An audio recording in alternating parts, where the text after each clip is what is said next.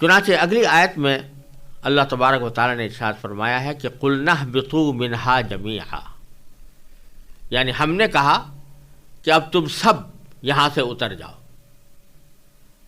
سب سے یہاں پر مراد تینوں ہیں، یعنی حضرت آدم علیہ السلام بھی، حضرت حوا بھی، اور شیطان اور ابلیس بھی۔ اور پھر فرمایا کہ فَإِمَّا يَأْتِيَنَّكُم مِّنِّي هُدًى، جب میری طرف سے کوئی ہدایت تمہیں پہنچے تو فمن تبع ہدایا، تو جو لوگ میری ہدایت کی پیروی کریں گے فلا خوف علیہم ولا هم یحزنون، ان کو نہ تو کوئی خوف ہوگا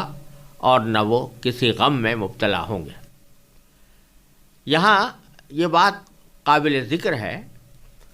کہ زمین کی طرف نیچے اتر جاؤ، یہ جملہ اسی سیاق میں 2 مرتبہ آیا ہے۔ پہلے تو پچھلی آیت میں آیا تھا وَقُلْنَا اهْبِطُوا بَعْضُكُمْ لِبَعْضٍ عَدُوٌّ،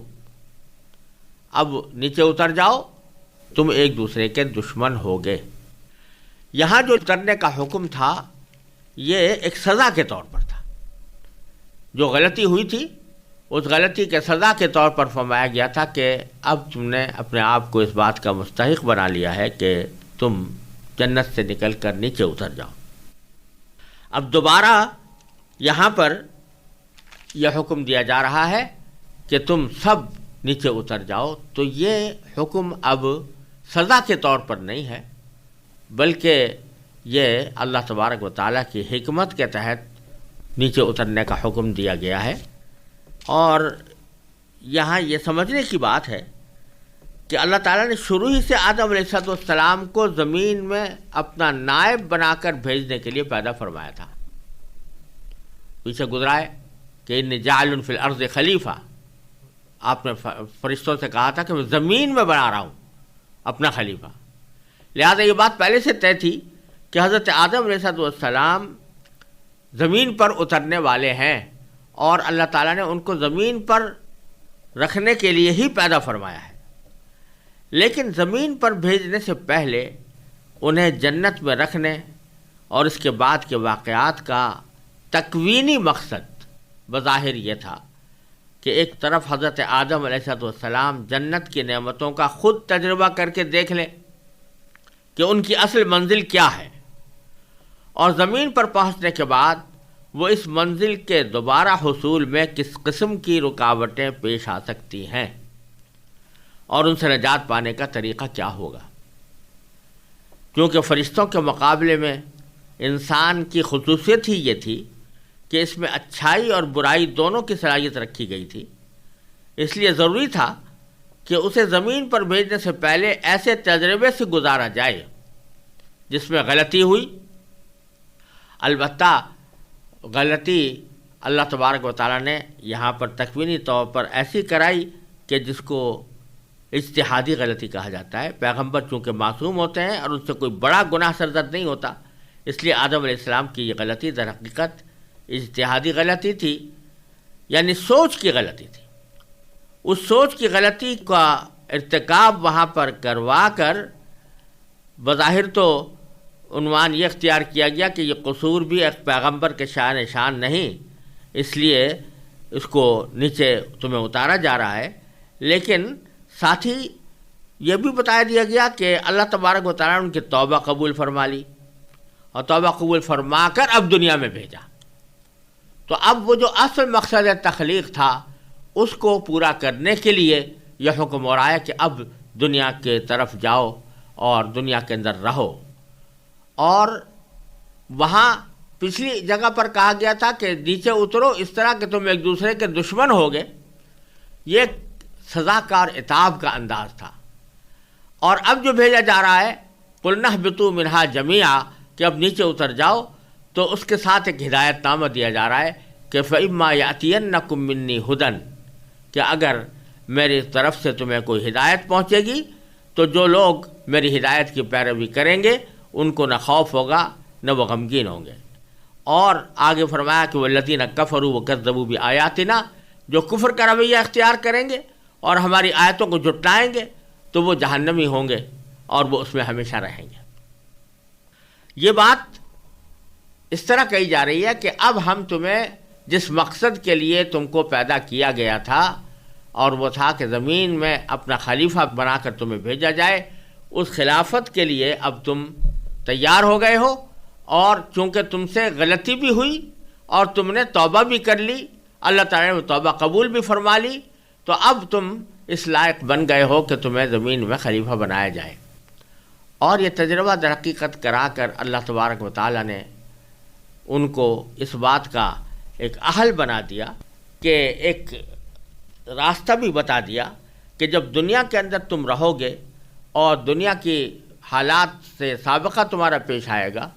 تو اس کے نتیجے میں کبھی کبھی گناہ کے دائیں بھی پیدا ہوں گے،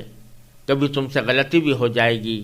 لیکن ایسے موقع پر اس غلطی پر ڈٹے رہنے کے بجائے یا اس پر اصرار کرنے کے بجائے تمہارا رویہ وہی ہونا چاہیے جو تم نے یہاں اختیار کیا،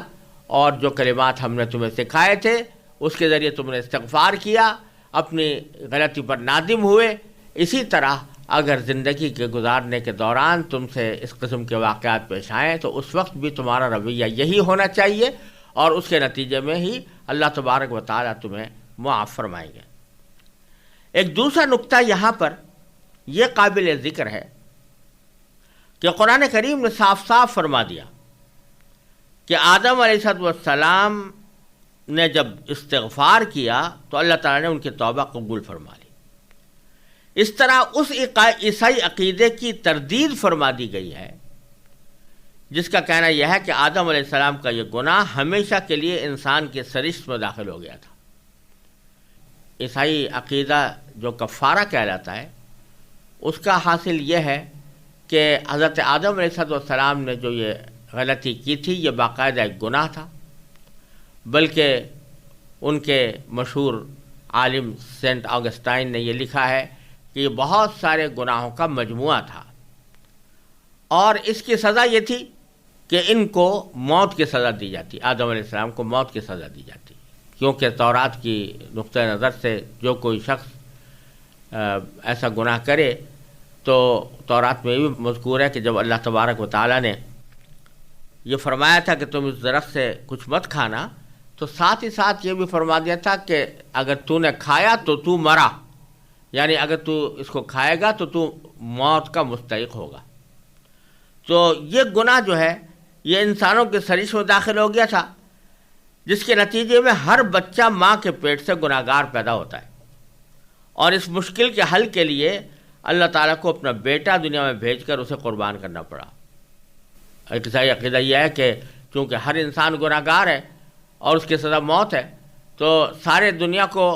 سزائے موت دینے کے بجائے اللہ تبارک و تعالیٰ نے اپنا بیٹا بھیج دیا حضرت مسیح علیہ السلام کی شکل میں، اور اس نے اپنی قربانی دی، اس کو قربان کر دیا گیا، تو وہ ساری دنیا کے لیے کفارہ بن گیا۔ قرآن کریم نے دو ٹوک الفاظ میں اعلان فرما دیا کہ اللہ تبارک و تعالیٰ نے ان کی توبہ قبول فرما لی تھی، اس لیے نہ وہ گناہ باقی رہا، نہ اس کی اولاد آدم کی طرف منتقل ہونے کا کوئی سوال پیدا ہوتا ہے، کیونکہ قاعدہ یہ ہے کہ جب اللہ تبارک و تعالیٰ توبہ قبول فرما لے تو پھر وہ گناہ انسان کے نام اعمال ہی سے مٹا دیا جاتا ہے۔ تو جب اللہ تعالیٰ نے توبہ قبول فرما لی تو اب اس گناہ کا وجود ہی نہ رہا، اور یہ کہنا کہ پھر وہ ان کی اولاد کی طرف منتقل ہوتا رہا، ان کے سرشت میں داخل ہو گیا، جس کی وجہ سے ان کو کفارے کی ضرورت پیش آئی، یہ بات قرآن کریم کے ایک جملے نے ختم کر دیا ہے کہ اللہ تعالیٰ نے ان کی توبہ قبول فرما لی تھی۔ پھر آگے اللہ تبارک و تعالیٰ نے آدم علیہ السلام کو بھیجتے ہوئے ایک اصول یہ بیان فرما دیا کہ جب تم دنیا میں زندگی گزارو گے تو وقتاً فوقتاً میں ایسے پیغمبر بھیجوں گا اور ایسی کتابیں نازل کروں گا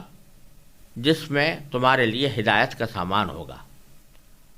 فَإِمَّا يَأْتِيَنَّكُم مِّنِّي هُدًى، چنانچہ جب میری طرف سے کوئی ہدایت تمہیں پہنچے تو اس وقت تمہیں چاہیے کہ اس کی پیروی کرو۔ اس میں اشارہ اس بات کی طرف فرما دیا گیا کہ اب آئندہ میری طرف سے پیغمبروں کے بھیجنے کا سلسلہ بھی جاری رہے گا، اور ان کے ذریعے وحی کا پیغام دنیا تک پہنچانے کا سلسلہ بھی جاری رہے گا،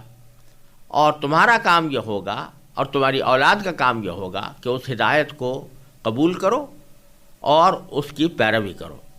تو جو لوگ میری ہدایت کی پیروی کریں گے فمن تبع ہدایا، جو میری ہدایت کی پیروی کریں گے فلا خوف علیہم ولا هم یحزنون، تو نہ ان کے اوپر کوئی خوف ہوگا اور نہ وہ کسی غم میں مبتلا ہوں گے۔ یہ جملہ جو اللہ تبارک و تعالیٰ نے ارشاد فرمایا کہ جو میرے ہدایت کی پیروی کرے گا اس کا انجام یہ ہوگا کہ نہ اس کو کوئی خوف ہوگا اور نہ وہ غم میں ایسے لوگ مبتلا ہوں گے۔ یہ ایک عجیب جملہ ہے، اور اس کے ایک ظاہری معنی تو یہ ہے کہ جب اللہ تبارک و تعالیٰ آخرت میں ایسے لوگوں کو جو اللہ کی بھیجی ہوئی ہدایت کی پیروی کرتے رہے ہوں اپنے انعامات سے نوازے گا، تو ایک بہت بڑا انعام ان پر یہ ہوگا کہ ان کو نہ کبھی کوئی خوف طاری ہوگا اور نہ کوئی غم ہوگا۔ خوف ہوتا ہے آئندہ سے متعلق، یعنی ڈر جو ہوتا ہے وہ آئندہ سے متعلق ہوتا ہے کہ فلاں واقعہ نہ پیش آ جائے، فلاں مجھے تکلیف نہ پہنچ جائے، فلاں نقصان نہ پہنچ جائے۔ اس قسم کے اندیشے جو دل میں پیدا ہوتے ہیں وہ خوف کہلاتے ہیں، مستقبل سے متعلق ہوتے ہیں۔ اور حزن یعنی غم عام طور سے ماضی سے متعلق ہوتا ہے، یعنی ماضی میں کوئی واقعہ ایسا پیش آ گیا جو تکلیف دہ تھا، پریشان کن تھا، اس کی وجہ سے انسان صدمے میں مبتلا ہو جاتا ہے، یہ حزن کہلاتا ہے۔ اور اگر دیکھو تو انسان اس دنیا میں رہتے ہوئے یہ ان دو چیزوں سے کبھی خالی نہیں ہوتا، یعنی یا تو کسی غم میں رہتا ہے، کوئی ماضی کا غم اس کے دماغ پر مسلط رہتا ہے کہ پچھلا ویسا واقعہ کیوں پیش آ گیا، اور اگر ماضی کا کوئی غم نہیں ہے اور حال میں بڑے اطمینان کے ساتھ انسان زندگی گزار رہا ہے، تب بھی اس کو آئندہ کے کچھ اندیشے ہمیشہ رہتے ہیں۔ فرض کیجیے آپ کھانا کھا رہے ہیں، لذت آ رہی ہے اور آپ لذت کے ساتھ کھانا تناول فرما رہے ہیں، لیکن دل میں کھٹکا یہ بھی لگا ہوا ہے اور لگا رہتا ہے کہ اگر یہ ضرورت سے زیادہ میں نے کھا لیا تو کہیں مجھے بیمار نہ کر دے۔ یہی خوف اس کے اندر اس کی لذت کا کمال حاصل ہونے سے روکتا رہتا ہے۔ تو ہر موقع پر یا تو کوئی خوف ہوتا ہے یا کوئی غم ہوتا ہے، اچھے اچھے حالات میں بھی، جب انسان خوشحالی کی زندگی گزار رہا ہو اس وقت میں بھی یہ چیزیں ہوتی ہیں۔ لیکن اللہ تبارک و تعالیٰ فرماتے ہیں کہ آخرت میں جنت میں جب انسان پہنچے گا اور اللہ تعالیٰ کی ہدایت کی پیروی کر کے پہنچے گا تو وہاں پر اس کو نہ آئندہ کا کوئی اندیشہ نہ ماضی کا کوئی غم۔ ماضی کا کوئی غم اس لیے نہیں کہ الحمدللہ زندگی بہترین گزر رہی ہے اور جنت کے اندر کوئی واقعہ بھی ایسا پیش نہیں آئے گا جس کے اوپر انسان کو غم ہو، صدمہ ہو، وہ خوشی خوشی کا عالم ہوگا، راحت اور آرام ہی کا عالم ہوگا، اس لیے غم ہونے کا سوال نہیں۔ خوف آئندہ کا ہوا کرتا ہے کہ وہ یہ واقعہ نہ ہو جائے، وہ واقعہ نہ ہو جائے، یہ نعمتیں مجھ سے چھن نہ جائیں، میں جنت سے نکال نہ دیا جاؤں۔ تو اللہ تعالیٰ نے پہلے ہی اعلان کر دیا ہوگا کہ اب تمہارے اوپر نہ موت آئے گی اور نہ تم سے ہی جنت کی نعمتیں چھینی جائیں گی، لہذا کوئی خوف تمہیں کسی بھی قسم کا نہیں ہونا چاہیے۔ فلا خوف علیہم ولا هم یحزنون۔ یہاں پر جو یہ فرمایا گیا ہے اس کا ایک مطلب تو یہ ہے کہ آخرت میں جب یہ لوگ پہنچیں گے تو ایک ایسی زندگی ان کو عطا ہوگی جس میں نہ کوئی خوف کا شائبہ ہوگا نہ کسی غم کا شائبہ ہوگا۔ اور اگر ذرا غور سے دیکھا جائے تو اس میں صرف آخرت ہی کی خصوصیت نہیں بلکہ یہ دنیا کے اندر بھی اللہ تبارک و تعالیٰ کے خاص بندوں کو، اللہ تعالیٰ کے اولیاء کو، اور جو اللہ تعالیٰ کے احکام کی مکمل پیروی کرتے ہیں ان کو، جن کے دلوں میں اللہ تبارک و تعالیٰ کی محبت سمائی ہوئی ہوتی ہے، ان کو یہ کیفیت دنیا میں بھی حاصل ہو جاتی ہے، بڑی حد تک حاصل ہو جاتی ہے۔ وجہ اس کی یہ کہ وہ اللہ تبارک و تعالیٰ کے ہر فیصلے پر راضی ہیں، جس کو رضا بالقضاء کہا جاتا ہے، رضا بالقضاء جس کو کہتے ہیں۔ وہ اللہ تعالیٰ کے ہر فیصلے پر راضی ہیں، تو ان کا چونکہ تعلق اللہ تعالیٰ کے ساتھ جوڑا ہوا ہے، ہر وقت اللہ تبارک و تعالیٰ کی طرف وہ رجوع کرتے ہیں، اللہ تبارک و تعالیٰ سے پناہ مانگتے ہیں، اللہ تعالیٰ سے دعائیں کرتے ہیں، اللہ تعالیٰ کی نعمتوں کا شکر ادا کرتے ہیں، تو اس کا نتیجہ یہ ہوتا ہے کہ اللہ تبارک و تعالیٰ ان کو ایک اطمینان قلب عطا فرما دیتا ہے۔ الا بذکر اللہ تطمئن القلوب، اللہ کے ذکر سے یعنی اللہ تعالیٰ کے ساتھ تعلق قائم کرنے کے نتیجے میں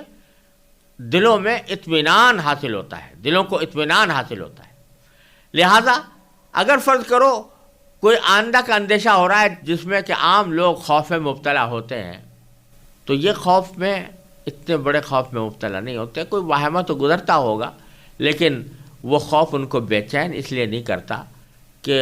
وہ اللہ تبارک و تعالیٰ کی قدرت کاملہ پر بھی ایمان رکھتے ہیں، اللہ تعالیٰ کی حکمت بالغہ پر بھی ایمان رکھتے ہیں،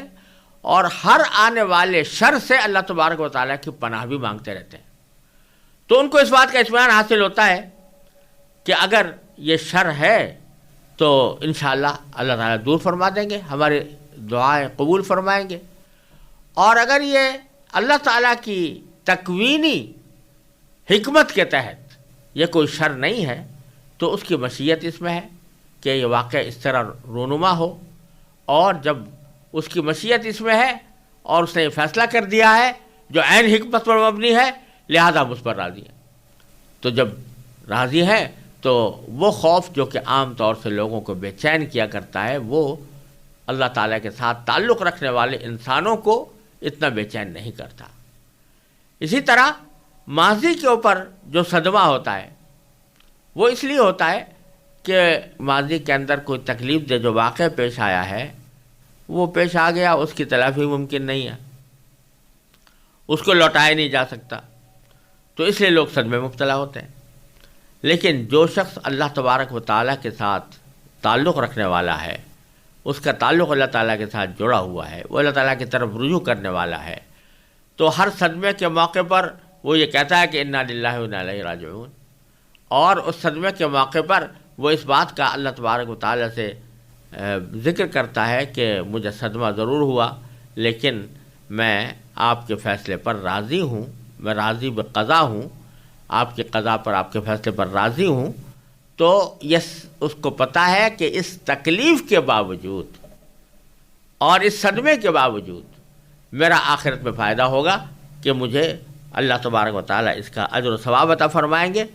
تو جب یہ تصور آتا ہے تو غم کی بات پر بھی وہ غم نہیں ہوتا جو انسان کو بے چین کر دے، جو انسان کو پریشانی میں مبتلا کر دے۔ تو اس واسطے جو اللہ کے نیک بندے ہوتے ہیں ان کے بارے میں فرمایا الا ان اولیاء اللہ لا خوف علیہم ولا هم یحزنون، جو اللہ کے دوست ہوتے ہیں، اللہ کے ولی ہوتے ہیں، ان کو نہ خوف ہے اور نہ ان کو کوئی صدمہ ہے۔ تو وہ خوف اور صدمہ آخرت میں تو بالکل ہی نہیں ہوگا،